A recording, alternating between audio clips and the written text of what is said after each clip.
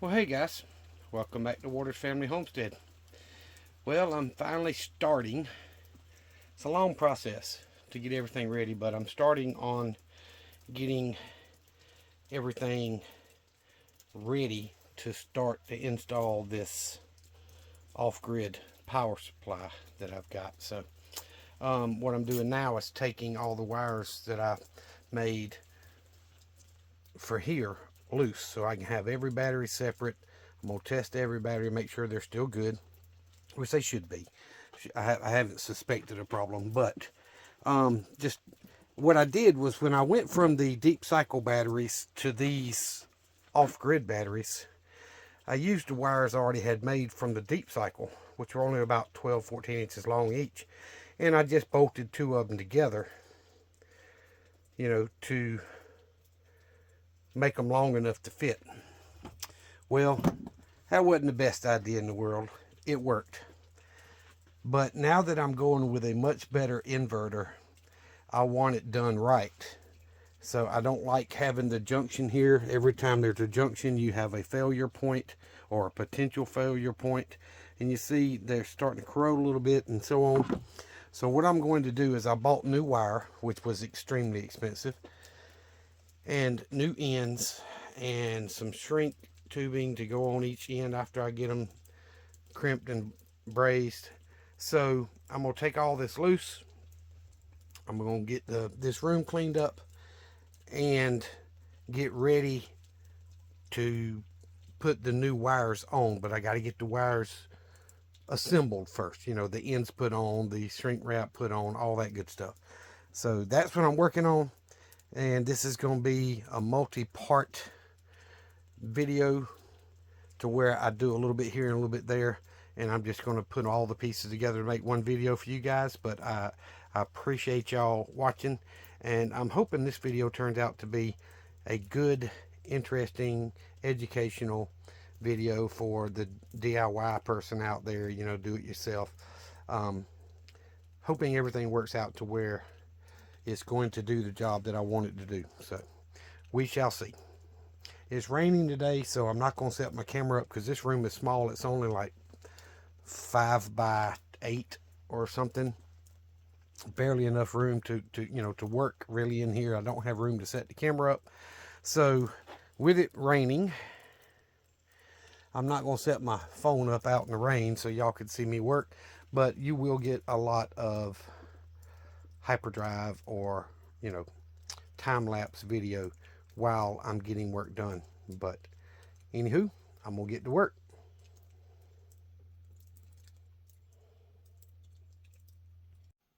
Alright guys, so I've got it all disconnected. The wires are just laying up there. I taped each end separately and then together to keep the pairs together. That's coming from the solar panels. So that's the input power. This is how I was getting power to the inside, to the transfer switch, so that it can take the power and send it out into the panel box. This was just speaker wire, to be honest with you, but it's 14 gauge, I think, or 18 gauge, I don't know. But all it does is monitor the voltage in the batteries. It doesn't have a lot of amp draw or anything. All it's doing is telling the transfer switch the batteries are at the proper voltage so we can continue sending power. When the batteries get weak, that monitors the batteries, this set of wires here. All it does is say, okay, let me switch back to the grid so I don't run out of electricity. You see what I'm saying? And it lets the batteries continue charging through the charge controllers. Now I've got two different styles here. This one, you choose what type battery you have, lead acid or gel. And here, and this one has a digital readout, tells you the voltage and the current and all that and the amperage. This one does not, but they all have that little light meter there. As the batteries get charged, it lights up progressively across up. So here would be full charge, here would be weak or dead. So anyway, that's all it does. I like these better, so if I have to buy more down the road, I'm probably going to get this style, of LED readout style. But either way, I've got it all disconnected, all unhooked. All the excess wires are up here. Nothing's connected to the batteries. They're all 5 separate.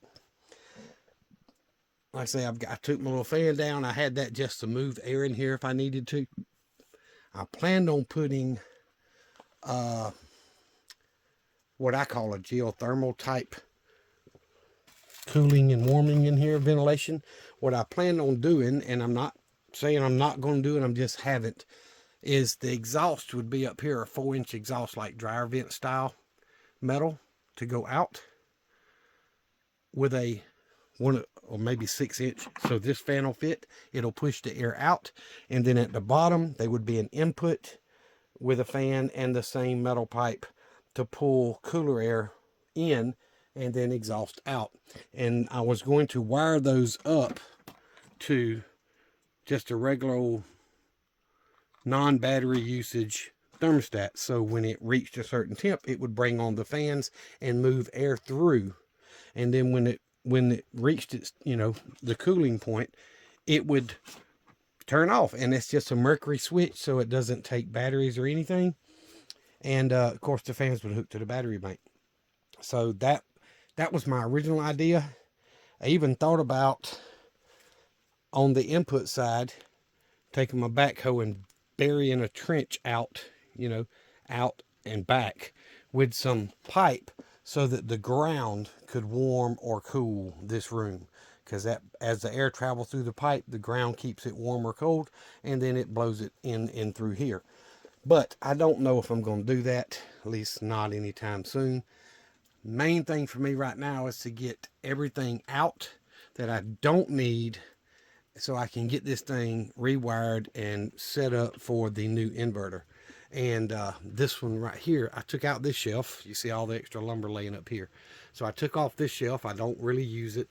I don't use the top shelf. So that whole top, both the little one and the longer one, are going to come out. And this second shelf, that side and over here, and I took this one out already, all that's coming out. I don't need that. So I'm probably going to disassemble it all and lower the shelf down, because I got a lot of wasted space between the batteries and the next shelf. So I'm probably going to, you know, rebuild the shelves to what I actually need. But for right now, I do not need them. All I need is a place to mount the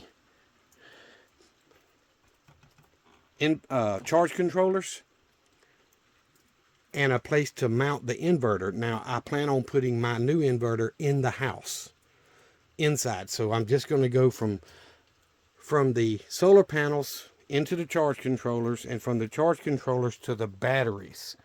And then I'm going to run from battery to inside with a much larger wire and supply the inverter inside. So all the electrical AC voltage will happen in the house, and that thing is a little bit better protected as far as weather and all of that. So that's my idea. Only thing that's going to be out here is the charge controllers, the batteries, and of course the wires coming in and out.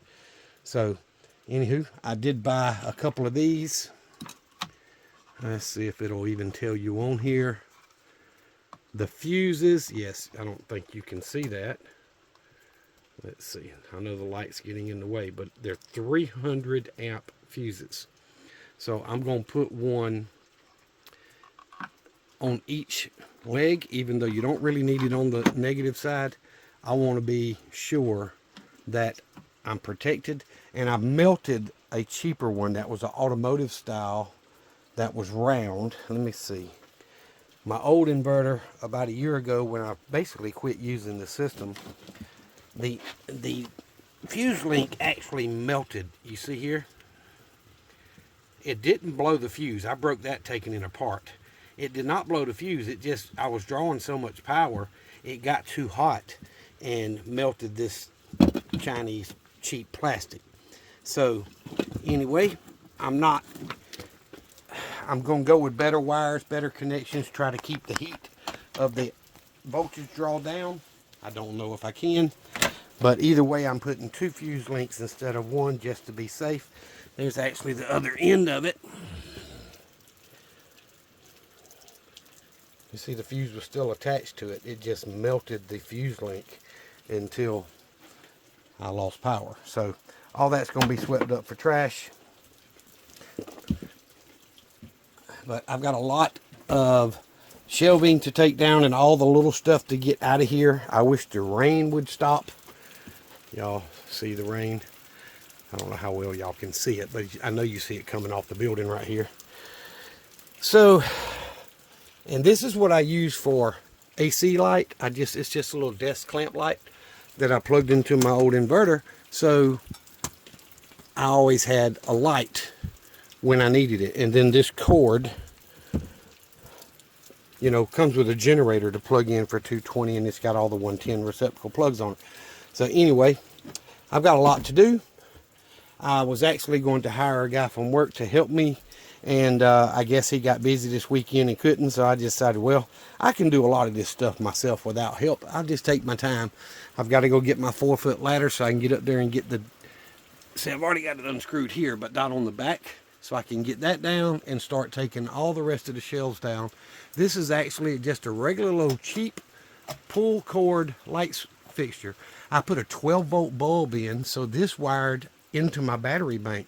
So even if the inverter quit, I could come out and pull this cord and have 12-volt light in here so that I'd always have some kind of light to be able to work and do maintenance and so on, or make a repair if I needed to. But anywho, I'm going to shut up. I'm going to get back to work. Thank y'all for watching. Okay guys, so I've got everything down except for the bottom shelf, which is next. But I've got to get all the stuff that was in here out. There's a lot of bottled water. I couldn't tell you why it was in here, but it was in here. It's an old tea maker, gallon of oil, a quart of oil back there, bicycle pump, or foot pump. There's a propane adapter for filling propane from bigger tanks to those little bitty disposable. Still over there. Just all kinds of little stuff. This thing here I salvaged from work one day. The bearings and the shaft could come in handy. I don't care about the motor or really the frame. I just saved it for the bearings and the shaft, so I need to get it out of the way. Because I've thought about making my own wind turbine, but I just haven't done that. And then I'm going to sweep off the batteries, knock all the cobwebs down, get this box of junk that was stored in here. It's an ice maker and some other random parts. This is all from the off-grid power. So it's my charge controllers, wires, nuts, bolts, and stuff you see in there. So that's, I'm going to take it in and get it out of the way. And I'm going to reuse the same lumber. I've thrown it all in the back of my truck to rebuild something here for the charge controllers and the wire and all that stuff. Most of this room's not going to be used, which is fine. But as y'all can tell, if you look, it is completely lined with that foam board with the foil on one side. And I taped all the seams. And then when you come around to the door, it's a solid steel door. I got a hobo here for trash. But so I've made it, and see how the seal is that vinyl springy seal the door pushes against. So I double folded tape and put it across that, so when the door closes it pushes on that and seals. So you got metal door to metal tape, transfers all around. That's as EMP proof as I can get this room when I built it. Yes, I know it's thin, it's not going to do 100%, but if you go in there and close the door, you have no cell service. No, it won't pick up a radio station, anything. It's as good as I can get to be protected from an EMP. I'm not worried about the batteries really being hurt by an EMP. Batteries, you can just like take jumper cables and touch them together and they'll spark, but the battery's still good after, as long as you don't leave it there. Excuse me. So I got to get the rest of the trash up, get everything, the rest of it taken out and cleaned up, and then I'll be back with you. All right, it's all out. Everything that's coming out. I'm not picking them batteries up. They're 100 and almost 180 pounds a piece. I'm not picking them things up. I am going to oil all the connections to try to prevent corrosion. I see this one's got a little bit on it, the rest of them look good. So I'm going to try to kill that corrosion and oil all of them. But first I'm going to get my meter out of my bag right there, out of my tool bag, and check voltage on each one of them, make sure they're all still good batteries. I'm not going to tie it in if it's not reading the right voltage, because that tells me it's going bad and I'll be buying more. So let's just see what's going on. I've got to build something in this side that's going to take the power coming from the solar panels, which is those two really big wires there. It's actually four wires inside each one, because I've got groups of 3 up there. I think one of them has 4, the other 3 have 3. So to keep the amperage down to where I'm not overloading the 30 amp charge controller. So I got to build something here to hold the charge controllers and to go from there into the battery bank. And I've got to get the battery bank all wired together so I can come off of it and go in to where the inverter is going to be. So still a lot left to do. All right, I was trying to think as simple as possible. What's the simplest way to get those mounted instead of sideways like they used to be, to where I can get to them and I can see them without having to turn my head sideways and all that. So that's what I come up with. So what I plan on doing is stripping that outside coating all the way off up to the top, make the individual strands separate, and run them down to one wire, one set in one side and one in the other. Then I'll run from both of those sets down to the batteries. And that's my next thing I'm going to do, is get my batteries tied back together. So I had to, I'm going to show y'all what I did. I went ahead and disconnected the old off-grid power system. Let me turn the light on here. Used to run through that transfer switch right there. It's 50 amp transfer switch. I liked it. It transferred fast. But it's separate from the inverter. And this new inverter has the transfer built in it. So I've got everything wired back in the panel box the way it's supposed to be. I did add to some wires because, like the washer and dryer, I had to run through the wall to the outdoor panel box. So I had to undo all that and leave it in here. And the wire you see coiled up there in the top right is my old stove wire. I used to have an electric stove, and I ran number 8 to the stove when I built the house. So it's oversized for a 120 gas stove now. But either way, all right, that's done. Now I can get that hole plugged, sheetrock put on it, get that transfer switch down, and put my cover back on my panel box, at least until I'm ready to do this other. So I've got it all back to the way it should be, and made a little bit of progress. Nowhere near ready to switch over.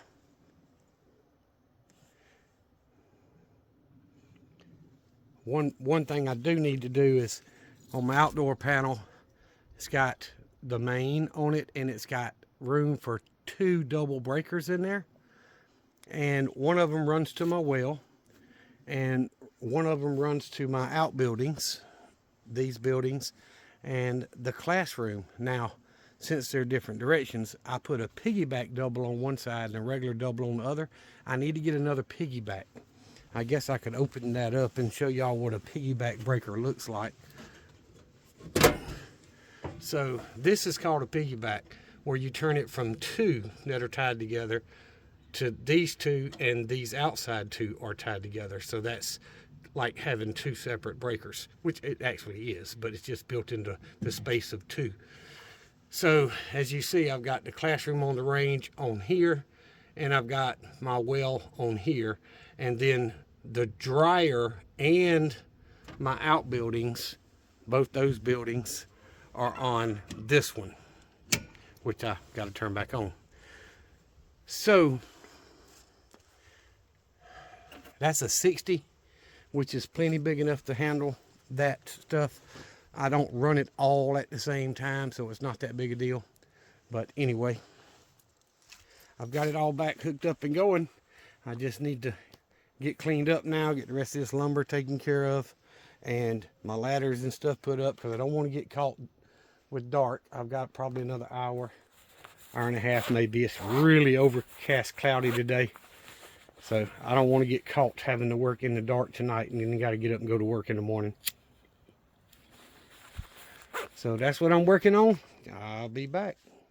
Okay guys, so I spent the late afternoon after work getting the wires, the ring terminals put on the end. So I got those put on. I used my vise as a beating block and a hammer, and I beat them on there nice and tight, and then I took my torches and brazed them. I actually used brazing rods and brazed the end to the wire, and then I cut little pieces of colored shrink wrap where you see that's red and black, and I stayed with the color of the wire and shrink wrapped every one of them. I've got a heat gun I keep on the truck for working on walk-in freezers and such that freeze up and I need to thaw out. So I shrink wrapped all the ends, and now I'm going from, I'm staying 12 volts, so I'm going positive to positive to positive to positive to positive. Now, so I need 4, and you notice how high I got these, how big. I bought them 2 feet because I did not want them to be tight like the old ones. And if I ever have a problem with it, I can always cut a few inches off and not have to replace the whole cable. So I didn't know if it was going to braze good, if it was going to melt the wires or what. So I wanted to have it a little bit long. But just from battery to battery, like that, on positive, positive, positive, and then the positive going to the inverter is going to tie to this first one and run to the inverter. So now and they're not tight. I've just got the nuts and washers and stuff put on there. So I'm fixing to do the negative side, and then I can come back and tighten them up. And I don't think the wire I bought is long enough for me to put the inverter in the house, because I'd have to go through this wall and through the house wall, which altogether would be, oh my goodness, 10 inches, something like that. But I've got a hole, and I've showed y'all in there by the panel box right here, and that's, you know, 7 feet of wire plus what I would need in the room. So I'm probably just going to buy another piece of wire, you know, 20 feet long, and I can cut it down from that. It's very expensive, y'all. I mean,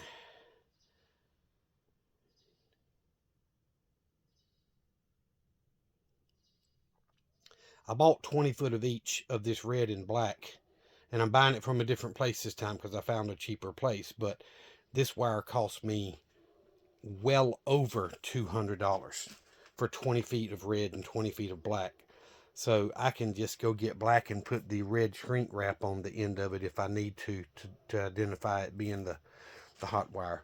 So anyway, that's the way it's going to look. I'm going to get the black done from battery to battery, and that keeps your 12 volts. So what it does is it keeps the voltage the same, but it adds all the amperage together, or the amp hours. So that's my deal going on. I'm running out of daylight. I've got the light on the camera so that y'all can see, and it looks really good on here. But let me turn the light off for a second. See, that's what I'm actually working with, and that actually looks better on camera than it does in person. So it's it's definitely getting dark on me. So I may not finish it today, but at least I made progress. I got, you know, 8 pieces of the wire with the ends on there and brazed on and shrink wrapped. So now I can come back and tie them all together. I need to get these batteries put back together, tied back together, parallel like I'm doing, so that I can get my solar panels wired to the charge controllers and ran down here to them. Now, it does not need to be as big a wire from a charge controller. They're not putting out that much amperage. You know, I've got about 80 to 100 total amps of solar, but that's not out of each panel. And you can draw a lot more than that out of the batteries, so that's why you need bigger wires. So the charging wire from the solar panels, I'm running number 8, which is plenty big enough to handle the power from each panel to the batteries. So anyway, let me get back to work. All right, guys, well, I got the batteries tied together. So as you can see, negative to negative to negative to negative to negative. So all 5 are tied together. These are 255 amp hour batteries. So 255 times 5. That's a lot of amperage. So you basically, 4 batteries gives me roughly 1,020 amp hours, plus the last 255 is going to give me 1,075, something like that. I mean 1,275, sorry, amp hours. So there's room to expand. Once I get the inverter installed and everything running, and I see that I do not have enough battery power to go through a few days of bad weather, then I've got to do one of two things. I've got to get a backup charge system set up for it. I'd prefer it be automatic rather than me having to come out and do it. Or I've got to add more batteries. And the thing is, the more batteries I add, the more power I need to put into the batteries to charge them up. You know, because if I can't fully charge them in one day's sunshine, then I don't have enough solar panels. That's the way I figure it myself anyway. So I need to be able to go, you know, to a full charge in one good day of sunshine. So if I can't do that from, you know, time to charge them up to full charge in the summer months when I've got plenty of sunshine, then I definitely need to add more panels and more batteries. But I'm starting with this. I'm anticipating I want to even my number of batteries out. So I've got 5. So I'm anticipating having to buy 3 more batteries. That'd give me 8. But that'll also add 750 plus amp hours to what I've got, which will put me pretty close to 2,000 amp hours. So I don't know if my off-grid, if my solar panels put out that much. I've never actually put a meter on it and tested it. I have ran my house on this thing. I ran it for 8 days straight off my old inverter that was smaller than this one with the regular deep cycle batteries when I first got them. So I know the potential's there, and you know, I'd rather add to it as I need to go, because I've got room on this side of the room to put 4 more batteries if I need to, directly on the floor. And now if I need to keep coming over on this side, you know, I could add 5, 6, 7, probably 2 more here. So 4 or 5, that'd be 6. And if I had to put some here, I could do 7 or 8 and still barely have enough room to get in and walk. These batteries are too heavy to put up on a shelf. So I don't expect to need that many, but right now all the batteries are tied together. I tightened them down with my channel locks and my wrench, and I oiled every single connection so that it helps resist corrosion. And now I'm going to get my meter out, and I'm going to see what kind of voltage it's got. And at least maybe tomorrow or the next day, as soon as I get a chance, get the solar panels connected to the charge controllers and connected to the battery so I can start charging them back up. Now, I did test them the other day with my meter. None of them are weak. They go anywhere from 12.8 up to 13.2. So they're all pretty close to the same charge. The 13.2 are these 3 here, because I just took them off the grid, you know, 3 or 4 days ago. The other 2 are the 2 we use for work to run the Christmas lights on the Christmas float for the parade and stuff. So they haven't been hooked to the solar panels in a couple of months, basically. We did put a charger on them, but that battery charger doesn't put out as much amperage and voltage as the solar panels. So it won't build them up quite as high. But either way, I've made progress. So I'm going to go ahead and end this first part here because it's going to be a long video showing every step of what I've done to my off-grid. But I installed, which I had this in here before, it's a 12-volt fan, and I just wired it to the battery bank. So if I'm in here working or whatever, at least it'll move some air around. And I've got a little Stinger digital battery level reader down there that I just wired up down there. Really simple. It just tells me the voltage of the batteries. Now, it's not calibrated or anything. So it says 12.8. It said 12.7 last night. And I have not charged it until 5 minutes ago when I finished hooking this up. So I have no sunlight. It's later in the evening. So I'm not getting pretty much anything from the panels at this point. But it's flashing telling me that we're about, I'm saying this is empty, half, 3/4 full. So it's telling me I'm about 3/4 full. So going by that, I need to make sure I wired it right. Yep. So what I did was I took and ran it behind the board up top because the solar wires come in there. I got to retape my hole, you know. I pulled it all loose. But anyway, came down and I took one of the old battery wires and bolted it to the battery because I'm going to be connecting 4 wires to each one, plus the batteries being tied together. And I don't want 5 wires on this nut. I need the batteries to stay together well. So I put one of these on there, and now I can connect all my incoming charge power wires to these like I've done. And they can't reach each other. So it's not going to short out. This is double alt battery cable wire, welding wire, whatever you want to call it.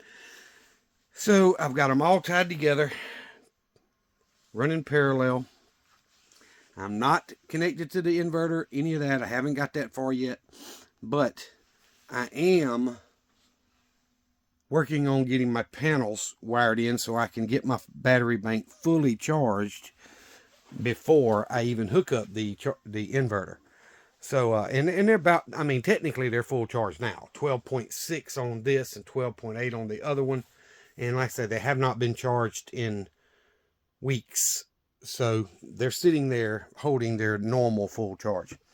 But either way, guys, I hope this video wasn't too long for you guys. I know it's going to be pretty long. There will be a part 2 and probably a part 3. But either way, when I'm done, I'll put all the off-grid solar power into a playlist and save it so that anybody that wants to watch it can just come in and watch from beginning to end. And I appreciate you guys watching the videos and subscribing to the channel. If you got any comments, you know, questions, hey, look, I'm not a professional. This is just stuff I've learned over the years. You know, it's not that complicated. There's going to be a lot of negative comments out there, and I understand that. But I refuse to believe it's going to take $30,000, $40,000, $50,000 and up to produce your own power. I have nowhere near that in this. I'm going to go through at the end of the series and show exactly what I've got in it and what it would cost if I started over today. So, with that being said, I'm going to get off here. Show y'all I've got one of the charge controllers wired in. I just barely put the screws in, temporarily mounting it. But I'm going to get this other one connected and mounted right beside it. So all these wires are tucked in behind it and they won't be in the way, and it'll look nice and neat. I got to go up like that and then connect the other wires to it. So I'm getting there. I'm making progress. And remember, you know, guys, I'm not some, you know, hidden millionaire rich fella out there. I'm just a normal average Joe working that's been started doing this journey 12 years ago. Actually longer than that if you count what I started with, which was building a camper to be off-grid. So, you know, I started this a long time ago and it's starting to come together. I appreciate y'all watching. If you have not subscribed, please subscribe. About 85–90% of the people that watch my videos are not subscribed to the channel. And that really helps us small channels grow. And we greatly appreciate it. So once again, thank y'all very much for watching. Subscribe to the channel if you haven't. Hit the thumbs up if you don't mind. And leave us a comment or a question, whatever. You know, I appreciate every bit of that. Y'all remember what I always tell you. Jesus Christ loves you, and so do I. Y'all be safe and be prepared.